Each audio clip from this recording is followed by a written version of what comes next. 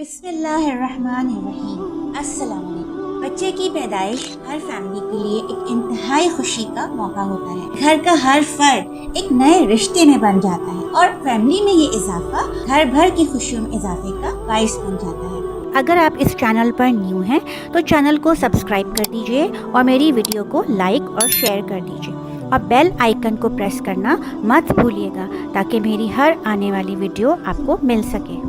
सबसे पहले इस मौके पर खुशी का इजहार करना चाहिए, अल्लाह ताला का शुक्र बजा लाना चाहिए, एक दूसरे को मुबारकबाद देनी। कुछ लोग मिठाई भी तकसीम करते हैं, बिल्कुल ठीक है, लेकिन फायरिंग वगैरह करना कतई गैर मुनासिब। पैदाइश के फौरन बाद बच्चे को नहलाने या पाक साफ करने के बाद फैमिली के हवाले कर दिया जाता है। इस मौके पर बच्चे के कान में अजान दी जाती है। इसका मकसद ये होता है कि बच्चे के कान में जो आवाज़ सबसे पहली जाए वो अल्लाह ताला की तौहीद और हुजूर अकरम सल्लल्लाहु अलैहि वसल्लम के रसूल होने की शहादत। इसके लिए किसी भी नेक शख्स या फैमिली के किसी बुजुर्ग के गोद में बच्चे को दे देना चाहिए। वो शख्स क़िबला रुख खड़े हो जाएं, बच्चे को इस तरह गोद में लें कि उसका सीधा कान उनके मुंह की तरफ हो। उसके बाद वो बच्चे के सीधे कान में अजान दें और उसको फिर उसका रुख घुमाकर उसके उल्टे कान में अकामत कहें।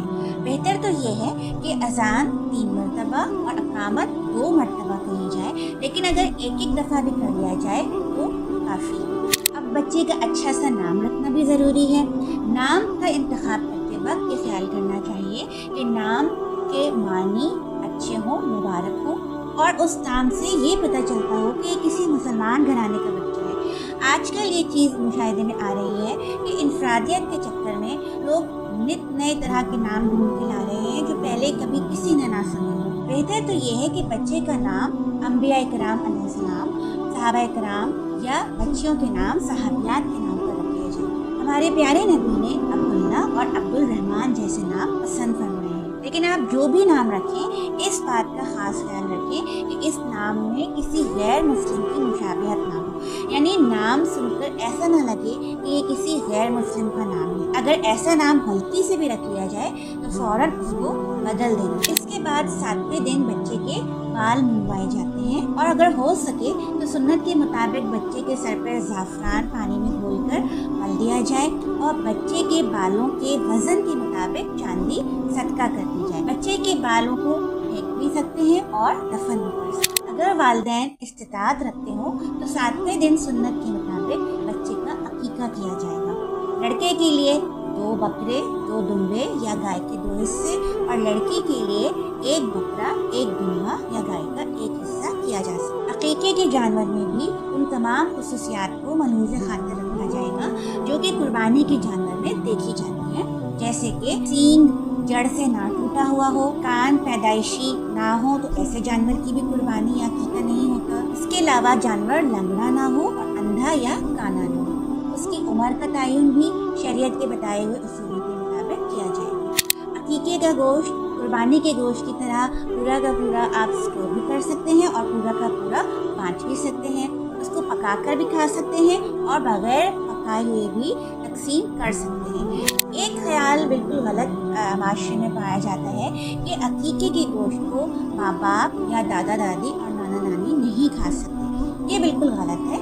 अकीके का गोश्त घर के तमाम अफराद खा सकते हैं, इसमें कोई हर्ज नहीं। अकीके के मौके पर बच्चे का ज़िबा होने वाले जानवर के करीब मौजूद होना या उस पर हाथ रखना बिल्कुल भी ज़रूरी नहीं है, बल्कि आप किसी दूसरे मुल्क में भी किसी को वकील मुकर्रर करके बच्चे का अकीका करवा सकते हैं। ना ही ये ज़रूरी है कि 7वें दिन ही अकीका किया जाए। ये तो एक सुन्नत का तरीका है। अगर आपके लिए इस पर अमल करना मुमकिन हो बहुत अच्छी बात है, वरना शादी के मौके पर या कुर्बानी के मौके पर भी अकीका किया जा सकता है।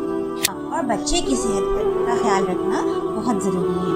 पैदाइश के फ़ौरन बाद बच्चे को माँ का दूध पिलवाना जो कि जर्दी माइल होता है, अक्सर लोग इसको ख़राब या नुक्स वाला समझते हैं। ये बिल्कुल गलत ख्याल है। ये दूध बहुत ताकतवर होता है और बच्चे की ग़िज़ाई ज़रूरियात को पूरा करता है।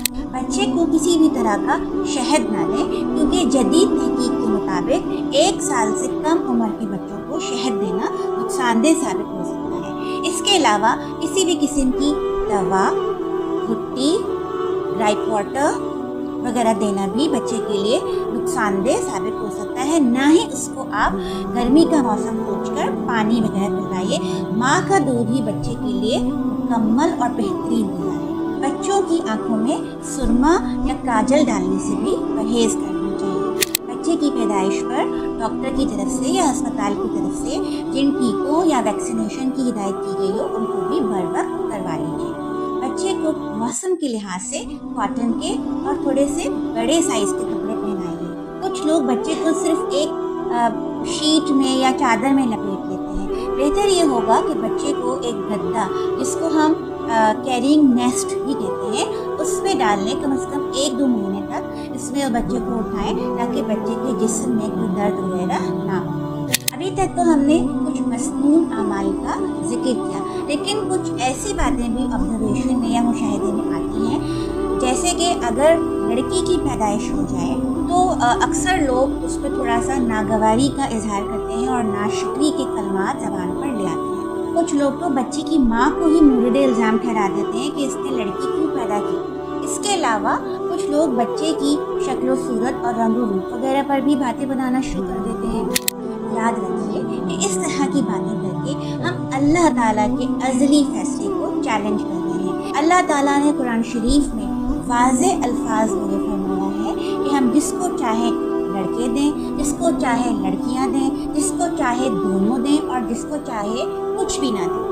तो लड़का पैदा हो या लड़की, ये किसी इंसान के बस की बात नहीं है, ना ही किसी इंसान के बस में है कि वो अपने पैदा होने वाले बच्चे के रंग रूप और नक्शो निगार पर कादिर हो। तो फिर किसी इंसान को इसका मूरद इल्ज़ाम ठहराना कहाँ की अक्लमंदी है। बल्कि ऐसे अल्फाज अपने मुंह से निकालते वक्त हमें अल्लाह ताला के गज़ब से डरना चाहिए, उसकी नाराज़गी से डरना चाहिए और तौबा इस्तग़फ़ार करनी चाहिए। हमारे प्यारे नबी सल्लल्लाहु अलैहि वसल्लम की हदीस के मुताबिक बेटा अगर नेमत है तो बेटी रहमत है। वैसे भी बच्चियों की परवरिश तो हमारे प्यारे नबी की सुन्नत है। जिस शख्स ने अपनी 3 बेटियों और कुछ अहादीस में 2 और 1 बेटी का भी जिक्र आया है कि अगर किसी शख्स ने अपनी बेटी या बेटियों की अच्छी तालीम और तरबियत और परवरिश की, उसका ख्याल रखा, यहाँ तक कि वो इतनी बड़ी हो गई कि इसका निकाह भी हो गया, तो मैं और वो शख्स क़यामत के दिन इस तरह होंगे।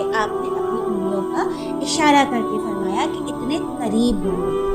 कभी कभी बच्चा पैदाइश के फ़ौरन बाद इंतकाल कर जाता है या मुर्दा ही पैदा होता है। बच्चा मुर्दा पैदा हो या पैदाइश के बाद इंतकाल कर जाए, उसके कफन दफन का एहतमाम करने या नमाज जनाजा का एहतमाम करने की हाजत नहीं होती, लेकिन आप उसका नाम ज़रूर रख लीजिए और नाम रखने के बाद उसको किसी कपड़े में लपेट कर कब्रिस्तान में दफना दीजिए। इस मौके पर माँ के दिल पर यकीनन एक क़यामत टूटती है, लेकिन अगर वो इस मौके पर सब्र कर ले, अपनी ज़बान पर कोई शिकवा ना लाए, ना ही अपने दिल में अल्लाह ताला के लिए कोई शिकवा शिकायत रखे, तो याद रखिए कि ये बच्चा आपको हाथ पकड़कर जन्नत में ले जाने का सबब बनेगा। अगर बच्चे में कोई पैदाइशी जिस्मानी या जहनी नुक्स हो या ऐब हो या कमी हो, तो अपनी इस्तिताअत के मुताबिक उसका इलाज करवाइए और उसकी हर मुमकिन बेहतर से बेहतरीन परवरिश करने की कोशिश कीजिए।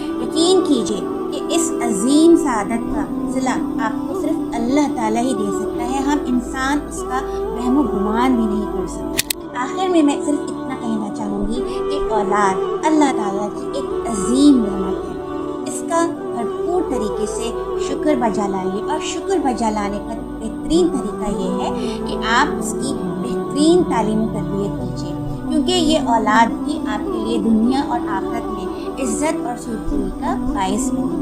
लेकिन अगर आपने इस पर तवज्जो ना दी और उसको दुनिया की तालीम से आरास्ता करने के साथ साथ दीन की तालीम और तरबियत से ना जोड़ा, खुदा न ख्वास्ता ये औलाद आपके लिए ज़हनी अज़ियत और खौफ का बाइस दुनिया में भी बन सकती है और आखिरत में, जैसा कि कुछ वाक़यात हम गुज़श्ता कुछ दिनों में सुन चुके हैं।